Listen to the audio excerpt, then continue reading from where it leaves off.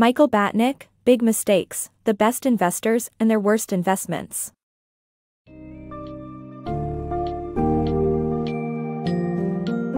Embark on a journey through the financial world filled with invaluable lessons from the greatest minds in investing. In the book, Big Mistakes, The Best Investors and Their Worst Investments, Michael Batnick unveils the fascinating stories of Benjamin Graham, Jesse Livermore, Warren Buffett and many more, revealing the decisions that led to their triumphs or defeats. You'll discover key topics such as the concepts of value investing and diversification, the impact of emotions on decision-making, and strategies to minimize unforced errors. Get ready to dive deep into the world of investment and learn from the experiences of the greats, in a language simplified for everyone to understand.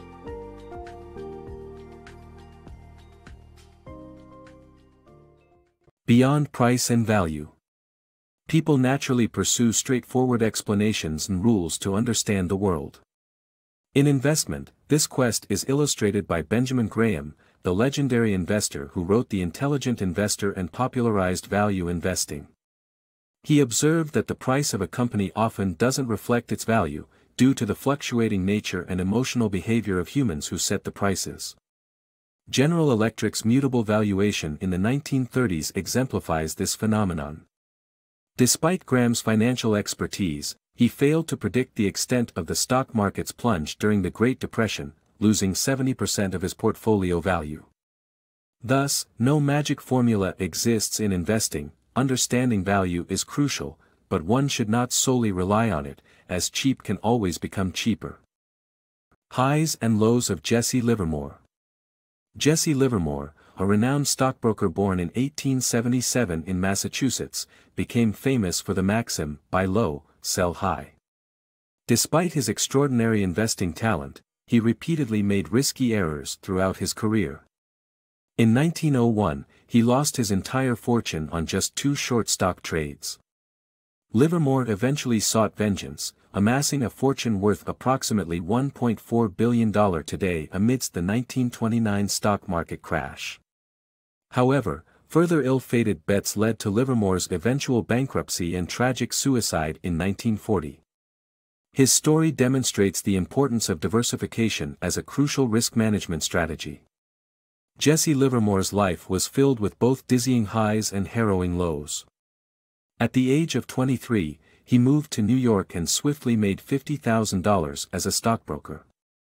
However, a grave miscalculation in 1901 caused him to lose his entire fortune. Livermore went short on 1,000 shares each of U.S. Steel and Santa Fe Railroad stocks he had predicted would decline in price. Instead, the shares rose, forcing Livermore to part with his fortune. This would not be his last misstep. Doggedly, Livermore returned to stock trading after repaying his debt. The ensuing decades saw the trader alternately amass and lose millions of dollars. The 1929 stock market crash proved a boon to Livermore. His knack for going short suited the market's downturn. By the end, Livermore was worth an equivalent of $1.4 billion today.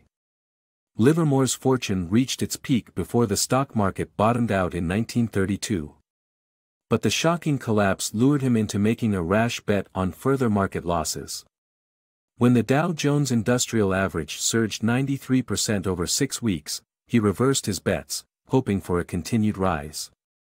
Instead, the market faltered, and Livermore descended into poverty. Jesse Livermore's life exemplifies the critical risk management strategy of diversification. His numerous bankruptcies attest to the perils of putting all your eggs in one basket, regardless of the initial profits gained. The dangers of concentrated holdings. Nest eggs and investments can be a tricky business, and diversification can often save investors from major losses.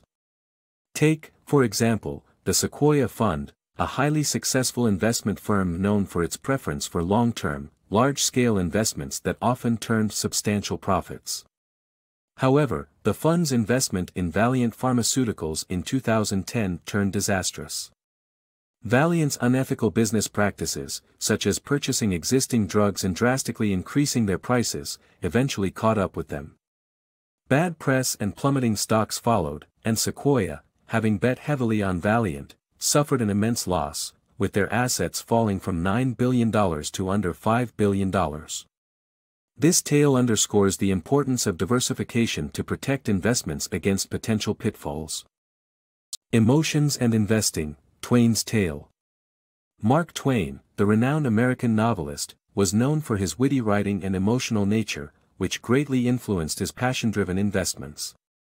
Unfortunately, Twain's lack of rationality in his undertakings led him to miss out on colossal opportunities such as the telephone. Perhaps, had he set strict investment limits and let logic guide him, Twain would have fared better in his financial ventures. Mark Twain's brilliance as an American novelist stemmed from his unique blend of incisive wit, emotive storytelling, and a penchant for putting heart over mind. This passion-first approach, however, made him an unlikely candidate for successful investing, despite his numerous attempts in the field. Driven by a desire to uncover the next revolutionary invention, Twain frequently gambled away his fortunes on non-starters. One notable example is his investment of $42,000, an equivalent of $953,000 today, in a new technology called Caleotype. Its inventor, Charles Snyder, claimed it would overhaul the illustration and engraving industry. Twain backed him generously, providing a salary and a workshop in Manhattan, but the Caleotype proved to be ineffective and Twain never recouped his losses. The emotional attachment Twain developed for his investments often impeded his judgment when presented with more viable opportunities. This was especially evident when his friend, General Joseph Roswell, introduced him to Alexander Graham Bell and the invention of the telephone. Despite an impressive pitch from Bell, who even offered Twain stocks at a discounted rate, Twain refused, citing his reluctance to partake in further, wildcat speculation. Twain's financial missteps serve as a cautionary tale on the dangers of letting emotions dictate investment decisions. His experiences suggest that setting firm limits, including how much one is willing to lose, in advance can prevent hasty judgments and safeguard one's assets. By establishing a boundary between passion and rational consideration, investors can adopt a more balanced approach, allowing them to seize lasting opportunities while avoiding the pitfalls of blind enthusiasm. The fall of a financial prodigy. Jerry Tsai, a prominent figure in finance during the 1960s, experienced tremendous success with his trademark rapid trading style, amassing wealth and fame. However, his belief in his innate abilities blinded him to the fact that his success was primarily due to favorable market conditions at the time. When economic crisis hit in 1969, he found himself entirely unprepared, and his investment strategies failed. It is crucial to remember that one's ship may not be as seaworthy as it appears when riding on favorable tides. In the heyday of the booming 60s, Jerry Tsai, a young investment whiz, took the financial world by storm. By age 30, he was already managing the Fidelity Capital Fund, boasting an image of unmatched confidence. Known for his agile and instinctive trades, Tsai's approach to investing had a massive impact on Fidelity, earning the company annual gains of 296% from 1958 to 1965.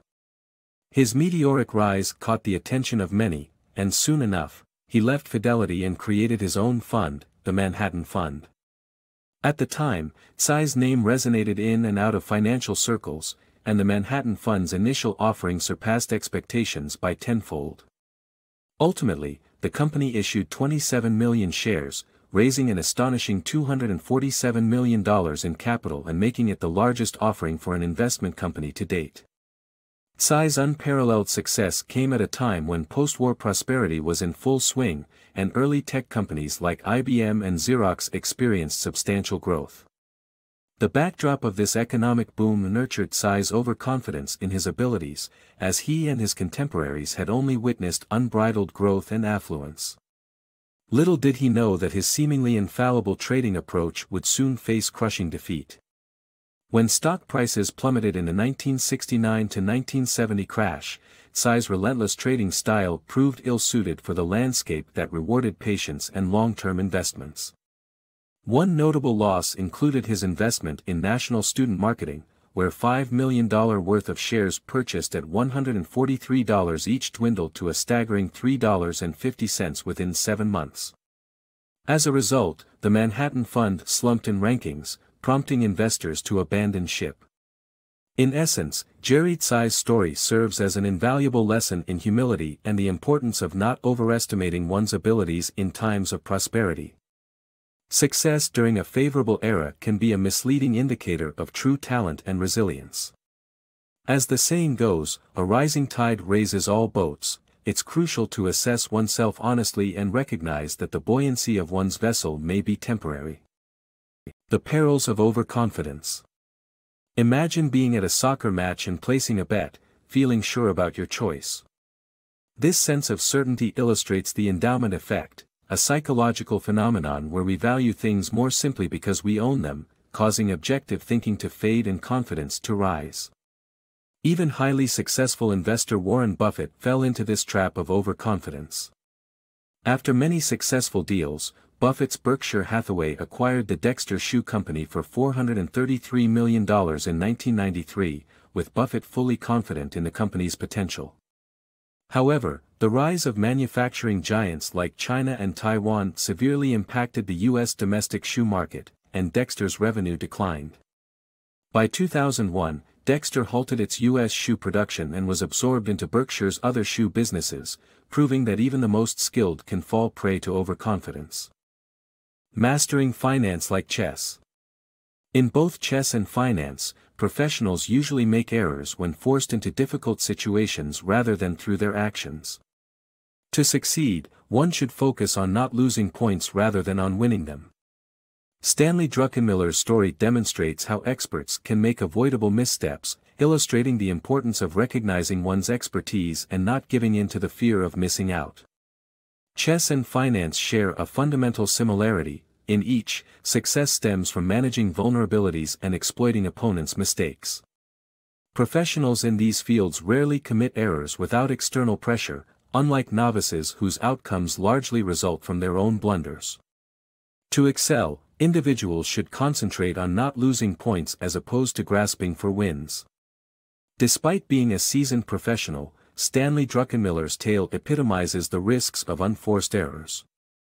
As the lead portfolio manager for George Soros' Quantum Fund, Druckenmiller achieved success by leveraging his deep knowledge of the global economy and foreign currencies, with annual growth consistently exceeding 24% during his first 4 years.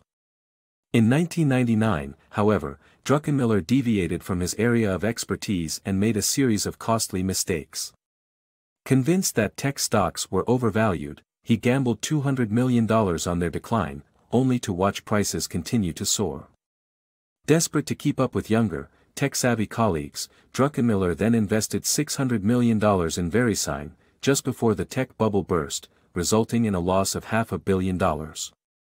Druckenmiller's experience highlights the pitfalls of unforced errors in professional life. By straying from his strengths and succumbing to the fear of missing out, he serves as a cautionary tale for others. To achieve enduring success, one must focus on minimizing missteps and capitalizing on expertise. Patience pays in investing. Ever thought about the fortune you could have earned if you had been an early Amazon stock investor? Well, such thoughts can be harmful as they ignore the incredible courage it would have taken to keep holding that stock through its volatile periods. Even experienced investors like Charlie Munger, Warren Buffett's long-term partner, have faced severe short-term losses. Munger's misstep with blue-chip stamps taught him the importance of patience and composure in long-term investments. The key is to resist selling your assets in a panic after a value drop. Have you ever wondered how rich you'd be if you had bought Amazon stock early on? A $1,000 investment back then would be worth $387,000 now. But don't be too hard on yourself. Hanging on to that stock would have taken nerves of steel, considering it lost half its value 3 times. Even seasoned investors like Charlie Munger have faced similar tests of willpower. You might know Munger as Warren Buffett's longtime partner and vice chairman of Berkshire Hathaway. Besides his brilliant intellect, Munger is also known for his witty sayings, or Mungerisms, such as, "All I want to know is where I'm going to die, so I'll never go there." But his smarts didn't save him from a few financial plunges. In 1974, Munger ignored the advice of diversifying and invested 61% of his fund into Blue Chip Stamps, a loyalty tokens company. Unfortunately, an economic downturn hit non-essential goods producers hard. A $1,000 investment in Munger's company in January 1973 would have been worth a mere $467 in January 1975. Many investors doubted Munger's judgment and tried to sever ties with him. However, both Munger and Blue Chip Stamps bounced back. By December 1975, Munger's investment company posted a 73.2% gain, and Blue Chip later acquired well-performing Berkshire Hathaway assets like See's Candies, Wesco Financial, and the Buffalo Evening News. This mid-1970s roller coaster journey only reinforced Munger's status as a pillar in one of history's most successful investment companies. Munger's Blue Chip experience exemplifies the significance of patience and level-headedness when investing long-term. All portfolios are vulnerable to external factors like economic conditions, so learning how to protect yourself from short-term losses is crucial. Always remember, the worst time to sell your investments is in a panic once their value has dropped.